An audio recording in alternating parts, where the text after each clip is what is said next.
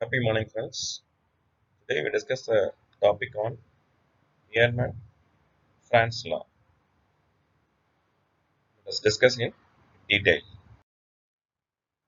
Today agenda is introduction about Wehrmann-Franz law, explanation about the particular law, finally take-home message.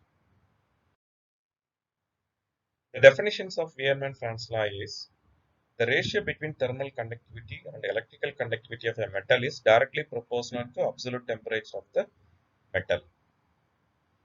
Okay? அதாவது ஒரு particular டெம்பரேச்சர்ல thermal கண்டக்டிவிட்டியும் electrical கண்டக்டிவிட்டியும் அதோட டெம்பரேச்சருக்கு அந்த பர்டிகுலர் டெம்பரேச்சர்ல ஈக்குவலா இருக்கும். That is a meaning. ஈக்குவலா இருக்கும். K by sigma equal to L into T. L is nothing but a Lorenz constant. That value is 2.24 in 10 power minus 8 watt mole Kelvin power minus 2. T equal to 293 Kelvin. Okay. T equal to 293 Kelvin.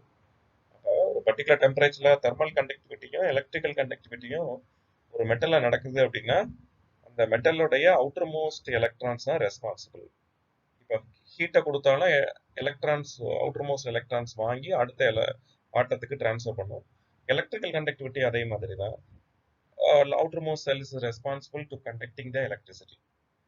இது ரெண்டும் வந்து வெவ்வேறா இருக்கும். Depends on the stimulation. Okay. But ஒரு particular டெம்பரேச்சர்ல இந்த ரெண்டு thermal கண்டக்டிவிட்டியும் electrical கண்டக்டிவிட்டியும் சேமா இருக்கும் at 293 Kelvin. That is called Wehrmann-Franz idea. Let us going to proof of this ideas is we know that electrical conductivity by classical theory la sigma equal to n e squared tau by m. இது இந்த இடத்துல டவுங்கிறது time n e squared tau by m. This is a classical தேரியில thermal electrical கண்டக்டிவிட்டியோட expression. Thermal conductivity of the classical expression K equal to N V squared Kb tau by 2. Okay. N V squared Kb ங்கிறது Boltzmann constant, T ங்கிறது time constant, V is the velocity of the electrons, N is the number of electrons to be possible. இதுல E ங்கிறது charge of the electron, M is the mass of the electron. இப்போ K by sigma இது ரெண்டையுமே நம்ம கேயோட value sigma by வேல்யூவோட ratio எடுத்தோம் அப்படின்னா n b squared kb tau by 2 by n e squared tau by m. ஃபைனலா இருக்கிற common terms எல்லாம் cancel பண்ணிட்டு ஃபைனலா இருக்கிறது என்னது k by sigma equal to v squared kb m by 2 e squared.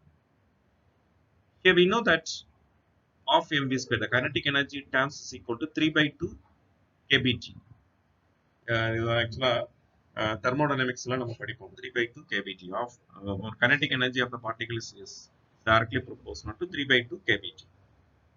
இப்போ half mv squared பதிலா 3 by 2 kbt substitute பண்ணோம்னா k by sigma equal to k. இதுல வந்து என்ன இருக்கு kb by e squared வெளிய எடுத்துட்டோம்னா half mv squared வரும். அந்த half mv squared பதிலா 3 by 2 kbt சப்ஸ்டிட்யூட் பண்ணுவோம். Therefore 3 by 2 kb by இந்த kb squared ஆகும். Therefore kb by e the whole squared into t. Therefore k by sigma is equal to L into T.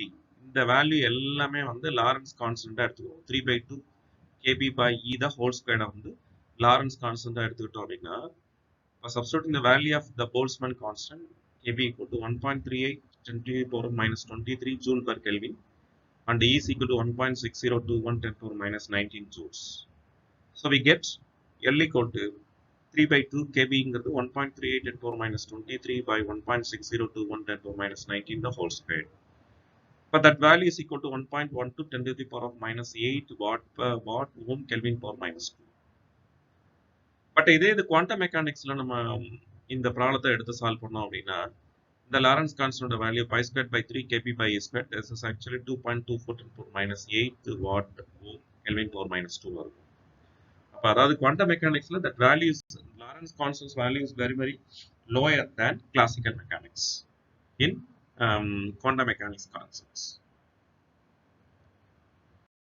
Okay, so finally the take home message is the ratio of thermal conductivity to electrical conductivity is directly proportional to the absolute temperature.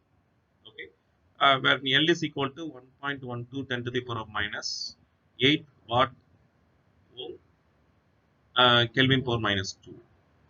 இதுக்கு quantum மெக்கானிக்ஸ்ல பார்க்கும்போது 2.44 × 10 power minus 8 watt ohm kelvin power minus 2. Okay, so இந்த value quantum மெக்கானிக்ஸாக நம்ம discuss பண்ணும்போது that values is very very lower than the classical mechanics value. Wiedemann ஃப்ரான்ஸ்லாங்கிறது எல்லா மெட்டலுக்குமே பொருந்தும். தெர்மல் கண்டக்டிவிட்டிக்கும் எலக்ட்ரிக்கல் கண்டக்டிவிட்டியோட ரேஷியோ வந்து ஒரு பர்டிகுலர் டெம்பரேச்சரில் ஏன்னா ஈக்குவலாக இருக்கும். அதுதான் கான்செப்ட். பர்டிகுலர் டெம்பரேச்சர்ல ஈக்குவலாக இருக்கும். அதாவது T = 293 கெல்வின்ல அப்சல்யூட் டெம்பரேச்சருக்கு டைரக்ட்லி ப்ரொபோஷனலாக இருக்கும். Okay, so that is our idea today by the Weiermann Franz law. Thank you very much for your patient listening. Okay, wish you all the best for your writing your first unit test, first unit test based external examination.